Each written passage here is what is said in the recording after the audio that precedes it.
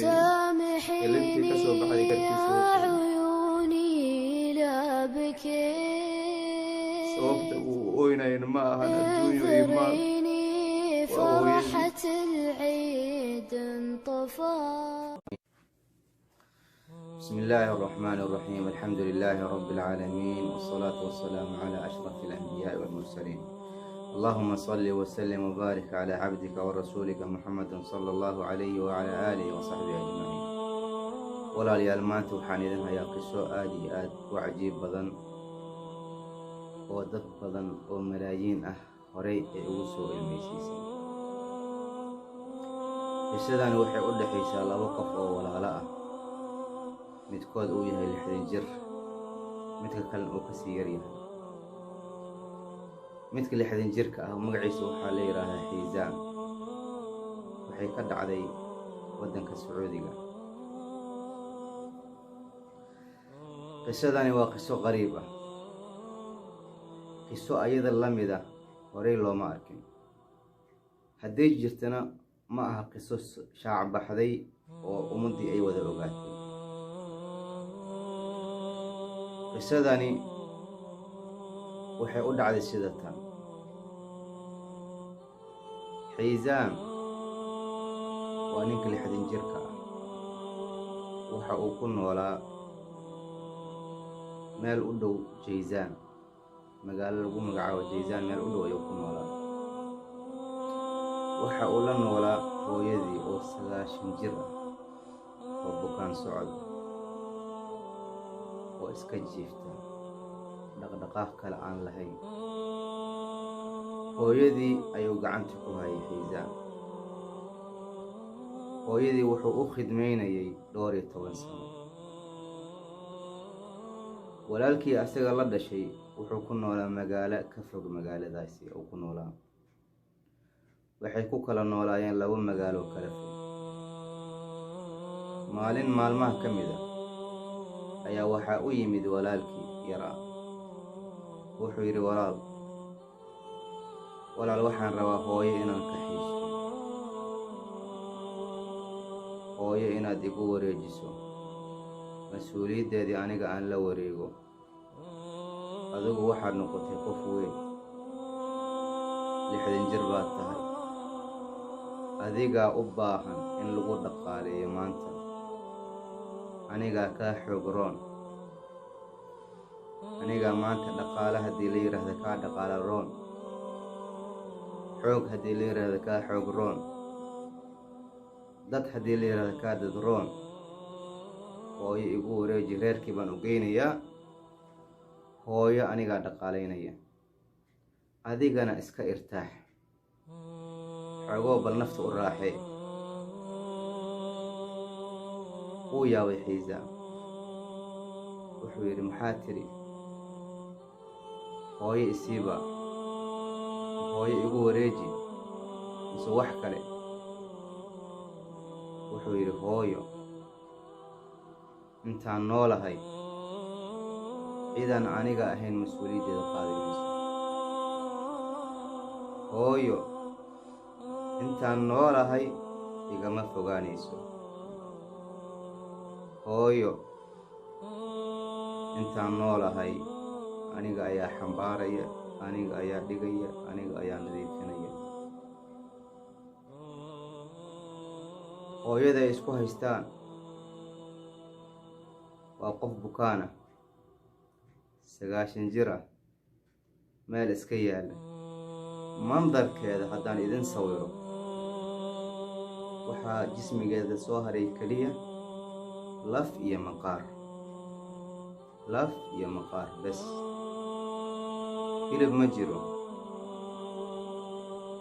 laf iyo maqaar meel iska yaalla, marna loo nadiifiyo, marna wax la siiyo, marna la seexiyo, marna loo sheekeeyo wayaan. marka wuxuu yidhi, hooyaday intaan noolahay anigu unbaan haynaya.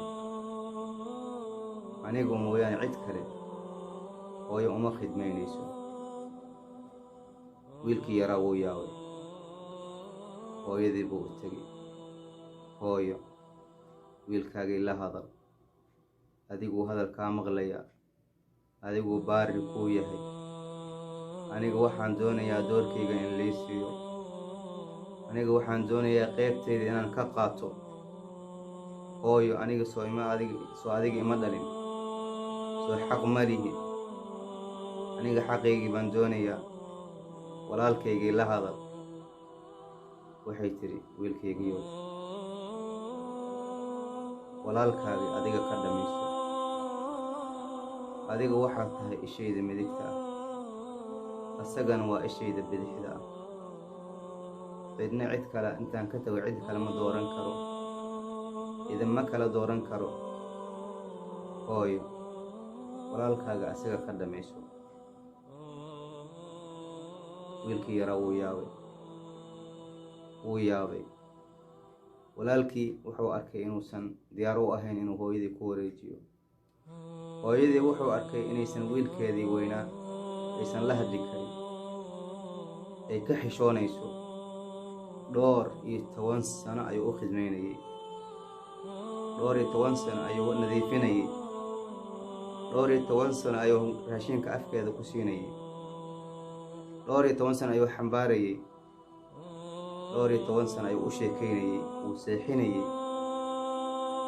maalinna kama tegin, maalinna kama fogaan. wax kaloo uu ku mashquulaba dunida ma jirin aan ayada ahayn. ma dhihi karto wiilkaygii waan kaa tegayaa, way la culus tahay. waxay ku tiri, adiga ka dhamayso walaalkaaga, hadduu ku yidhaahdo kaxayso waan ku raacayaa. wiilkii yaraa wuu yaabay. walaalkii wax faa'iidaa kama helin, walaalkii raalli kama ah hooyo in laga kaxaysto. waxa uu leeyahay, ma jannadaad iga kaxaynaysaa, ma jannadaad iga kaxaynaysaa? inta aan noolahay jannada anigunbaa iska leh, intaan noolahay cid kale ila wadaagi maysa jannada ayadaa. aljannatu taxta aqdaami ummahaat kama qaala sala allahu calayhi wasalam. walaalayaal, wiilkii yaraa wuxuu sameeyey garan waaye. wuxuu aaday maxkamadii baa loogu yeeray wiilkii weynaa. waxaa layidhi, walaalkaagi wuxuu kugu haystaa hooyadii, wuxuu doonayaa hooyadii inaad ku wareejisid. wuxuu yidhi kii weynaa, hooyaday cid kale aan ku wareejinayo ma jirto. hooyaday waa jannaday, hooyaday waa jannadaydii, cidaan ku wareejinayo hooyo ma jirto. ummii hiya jannatii. ninkii qaadiga ah wuu yaabay. wuxuu arkay ninkaa weyn ee go'aanka adag leh, ee 60 jirka ah, ee marnaba aan raalli ka noqonin hooyadii inuu wareejiyo. dhinaca kale wuxuu arkayaa wiilkan yarka ah ee mitidka ah ee ku mintidayo hooyadii siduu ku kaxaysan lahaa. wax laisku haysta. qaadiga wuxuu la yaabay, qisadan mid ayada la mida horey uma soo marin. wuxuu arki jiray dad isku haysta dhul, wuxuu arki jiray dad isku haysta hanti, wuxuu arki jiray dad adduunyo isku haysto. laakiin maanta wuxuu arkayaa dad isku haysta hooyadood, dad isku haysta hooyadoodba uu arkayaa maanta. waxay la noqotay qiso qariib ah oo la yaabay. wuxuu yidhi, jalsadii way dhammaatay, maxkamadii way dhammaatay, wax natiijo ahna ma hayno. iska baxa, mawcid fulaan imaada, hooyadiinin keena. mawcid fulaan, maalin fulaan imaada, hooyana ha la keeno. waxay ku yidhaahdeen, hooyo ma socon karto. hooyo qof socon karta ma aha, waa qof tacbaan ah, mariid ah, aan in la xambaaro mooyaane aan socon karin, xitaa garabka lama qaban karo. wuxuu yidhi hallay keeno waan arkayaa. waxay keeneen hooyadood maalinkii ballantii markii la gaaray, waxay keeneen hooyadood ayagoo xambaarsan kartoon weyn intay kusoo dhex rideen, intaa bay la egtahay. hilibkii wuu ka dhammaaday, jismigeeda wax saaran aan laf ahayn ma jiraan. laftaas iyo maqaarkii ku haray bes. kartoonkii bay ku keeneen, halkaa bay dhigeen. maxkamaddii baa la joogaa mogta. waxaa la yidhi hooyo, wiilashaadii waxay isku haystaan maal ma ahan, hanti ma ahan, lafahaagii bay isku haystaan. ee wiilashaadii keed jeclaan lahayd inaad raacdo? waxay tidhi wiilashaydii midna waa ishayda midigta ah, midna waa ishayda bidixda ah. ma kala dooran karo. hooyo aad iyo aad u nasiib badan bay ahayd. wallaahi waxaan aqaanaa dad hooyadeed intay geeyeen isbitaallada waalida kaga tegay. qisooyin in badan dhacday oo waaqici ah baa jira, oo dad intay hooyadood meel cidlaha geeyey kaga cararay, dad hooyadood guryaha ka saaray, dad waalidiintooda arki waayey, dad waalidiintooda garaacay baa jira. hooyadan miskiinta ah ee tacbaanka ah ee meel iska taalla waan isku dagaalayaa maanta. waxaa la leeyahay anigaa haynaya iyo anigaa haynaya. wallaahi waxay ahayd hooyo aad iyo aad u nasiib badan. qaadigii wuu ku wareeray. labadii wiil kii weynaa inuu hadal maqlo wuu diiday. wuxuu taagan yahay ummii hiya jannatii, wallaahi hooyaday waa jannadayda. ma laga yaabo inaan hooyadeeda ka raalli noqdo inay iga tagto.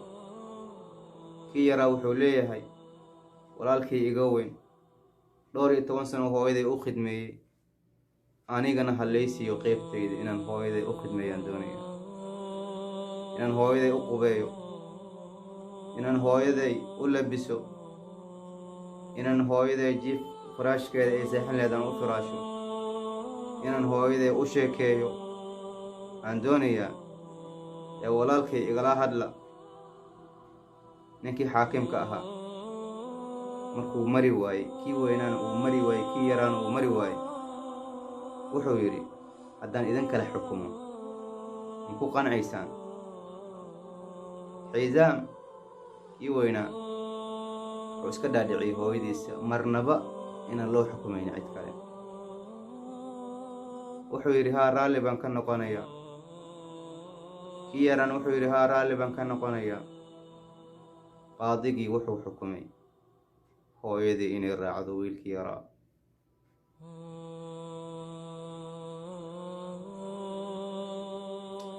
wallaahi alcadiim, meesha waxaa ka dhacay dadkii meesha wada joogay inay wada ooyaan. ninkii weynaa 60 jirka ahaa oo taagnaa baa fadhiistay oohin. suu u ooynayey ilintii ka soo baxday garkiisa waqooyi.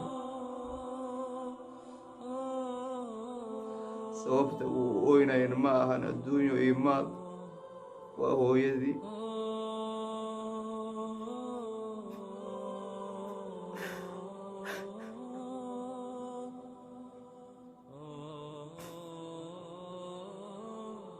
sababta uu u ooynay ma aha adduunyo ma aha, waa hooyadii. wuxuu leeyahay hooyada yaa liga kaxaysan.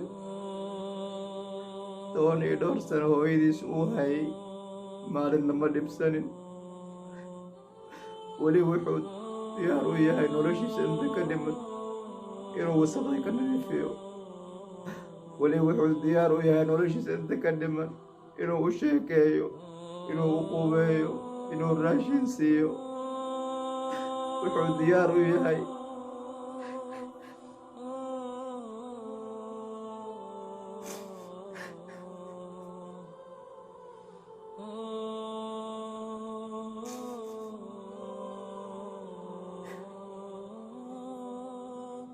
dhacday ugu dambeyn ninkii xiisaam ahaa inuu hooyadii ku khasaaray, sida hooyadii uu ka tegay, hooyadii laga kaxaystay. qaadigiina uu xukumay in wiilkii yaraa hooyadii lagu wareejiyo. qisadan ha ku cibro qaataan dadka hooyooyinkooda nool ee dayacaya. ha ku cibro qaataan dadka hooyooyinkooda nool ee aanan la hadlin. ha ku cibro qaataan dadka hooyooyinkooda oo nool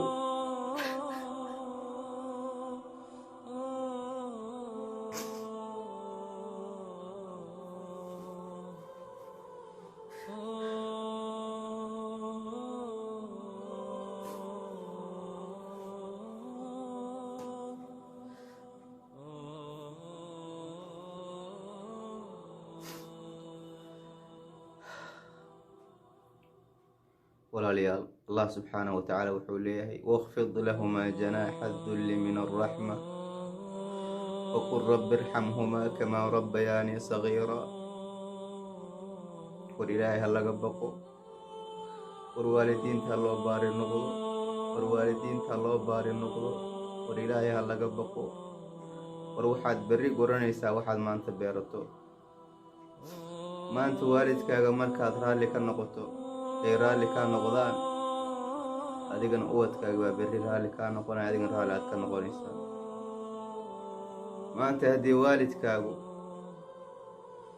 aadan waxba u samayn, berri ogow ubadkaaga inaysan waxba kuu samayn doonin. haddaad abuurato misigo, sugi maysid beriis inuu kuu soo baxo. waxaad abuuratay unbaad leedahay. war ilaahay aan ka baqno, war waalidiinteenni aan u baari samayno, war waalidiinteenni aan ka warhayno.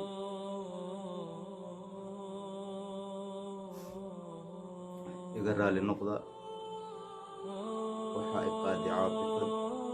waxaan u caatifooday ninkan odayga ah ee 60 jirka ah, miskiinka ah ee hooyadiis laga kaxaysanayo.